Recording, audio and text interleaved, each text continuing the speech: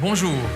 Les psychologues Zimbardo et Boyd, dans leur livre Le paradoxe du temps, démontrent que notre perception du passé, du présent et du futur influence notre vie et la manière dont nous gérons notre temps beaucoup plus que nous ne le pensons.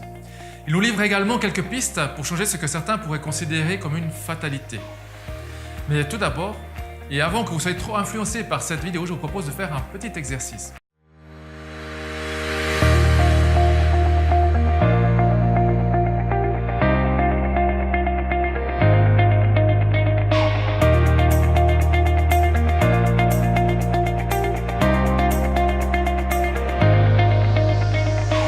Prenez une feuille de papier. Représentez le temps en dessinant 3 cercles. Les cercles peuvent interagir entre eux. Les tailles peuvent être différentes. Organisez ces 3 cercles comme vous le souhaitez, de manière à ce qu'ils représentent au mieux votre perception du passé, du présent et du futur. Et une fois fait, où se situe le passé, où se situe le présent et le futur? Quelle taille ont ces cercles? Si vous deviez dessiner la ligne du temps qui va du passé au futur, par où passerait-elle?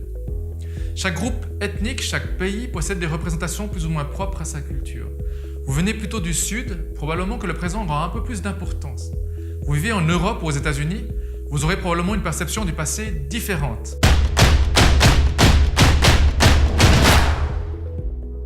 Trop de poids sur le passé, et il sera difficile de mettre de l'énergie pour créer et développer des choses sur le long terme.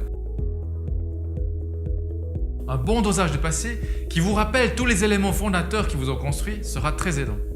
Trop de présent, il est fort probable que le plaisir immédiat, qui nous amène plus facilement vers les addictions, vous éloigne des objectifs qui, eux, vous construisent sur le long terme. Un présent équilibré avec une bonne conscience du futur permettra d'apprécier la vie et de mettre plus facilement vos objectifs futurs en place, aujourd'hui et maintenant. Vivre le présent comme la fondation du changement de demain vous met en action. Trop de futur, c'est l'anxiété qui aura peut-être une trop grande place dans votre vie. Là aussi, attention aux addictions comme l'alcool, qui grâce à un effet amplificateur de présent, donne l'illusion d'un répit, mais n'agit que sur les symptômes. Les gens tournés vers l'avenir croient que lorsque vous choisissez un comportement, vous choisissez ses conséquences futures. Et les recherches en psychologie sociale ont démontré que parfois, vous ne choisissez pas un comportement.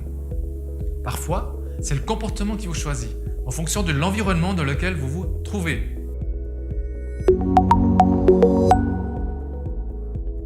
Trop de, pas assez de, vous l'avez compris.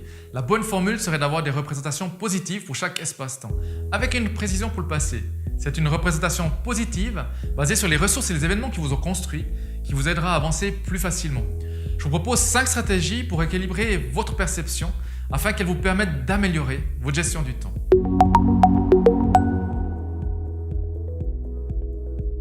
Écrivez une histoire positive de votre passé. Difficile de ruminer les histoires du passé et de trouver de l'énergie et de la clarté pour écrire celles du futur. Faites une liste de toutes vos compétences actuelles, de tous vos acquis. Regardez votre vie en faisant l'expérience du verre à moitié plein et transformez vos faiblesses en force. Puis une fois que vous avez déterminé 5 à 10 éléments forts qui font la personne que vous êtes aujourd'hui, regardez quels événements du passé vous emmenez là où vous en êtes aujourd'hui. Qu'est-ce qui vous a construit? Quelles compétences avez-vous développées au travers des expériences passées? Quelles aient été difficiles ou pas? Qu'est-ce qui fait vos forces actuelles? Sur quelle fondation reposent tous les éléments positifs qui occupent actuellement votre vie? Pour cette stratégie, il s'agit de vous rappeler au travers de votre histoire personnelle les ressources et les stratégies que vous avez développées qui vous sont propres et qui vous font avancer.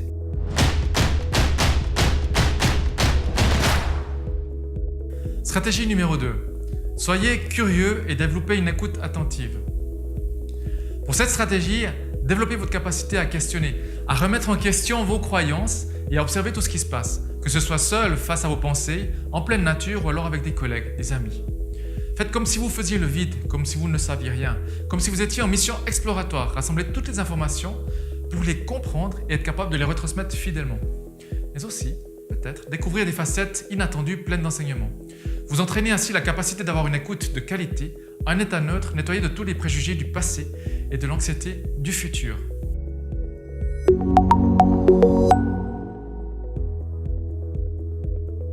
Le flow est un état où le temps n'a plus d'importance. Dans le best-seller Vive la psychologie du bonheur, on y décrit le flow comme un des éléments clés, justement, du bonheur. Il se trouve là lorsque l'on fait une tâche qui nous passionne, qui correspond à ce que l'on est, à ce que l'on veut devenir. Le flow est un état pour lequel on s'investit en trouvant du plaisir.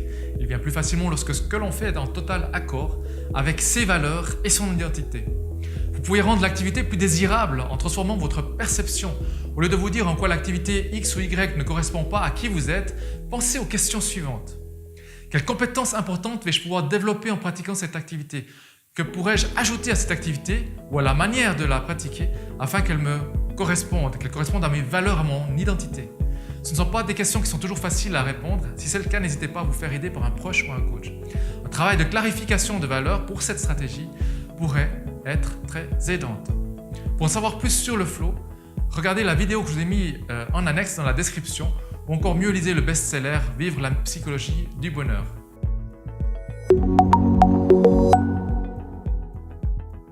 La gestion du temps, c'est aussi à chaque fois une décision entre une action qui nous fait nous investir dans le futur ou celle simplement qui nous permet d'apprécier le temps présent.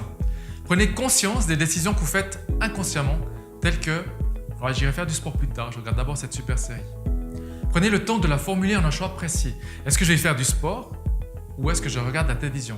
Vérifiez votre état physique. Vous êtes fatigué, il est probable que la balance ne sera pas très équilibrée.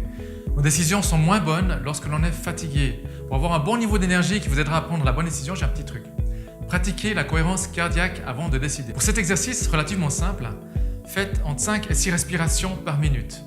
Vous inspirez et expirez lentement de cette manière.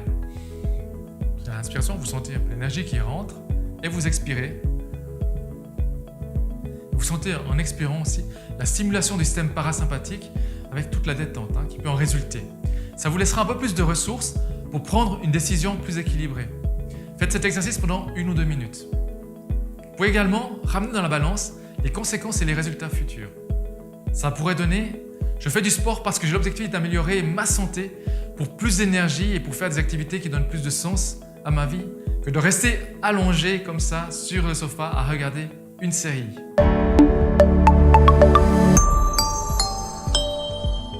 C'est parfois le chemin qui mène à nos objectifs qui est le plus important.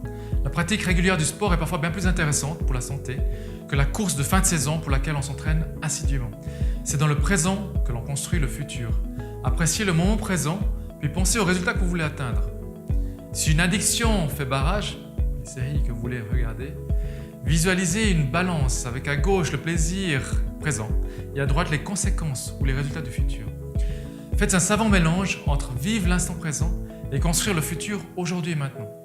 Et puis grâce à l'exercice de respiration, vous ferez la différence entre une addiction destructrice et une habitude aidante, entre une action qui vous construit sur le long terme et une action qui vous amène à un plaisir immédiat, ou alors une action qui vous permet de vous ressourcer en vivant l'instant présent. Voilà, c'est quelques pistes pour équilibrer notre perception du temps en travaillant sur nos décisions et nos actions passées, présentes et futures, et ainsi se donner toutes les chances d'améliorer notre gestion du temps. Vous voulez aller plus loin en mode self-coaching? Je vous recommande les 2 livres cités dans cet article. Voulez vous faire accompagner d'un coach professionnel? Pensez au coaching PNL, qui comporte également dans ses outils d'accompagnement le concept de la ligne du temps, avec une série d'exercices pour vous permettre de travailler votre perception d'événements passés, présents et futurs. J'espère que cette vidéo aura été aidante, vous aura permis de découvrir de nouvelles perspectives par rapport à votre gestion du temps. Si vous l'avez aimé, n'hésitez pas à vous abonner ou à mettre un like. Et sur ce, je vous dis à bientôt.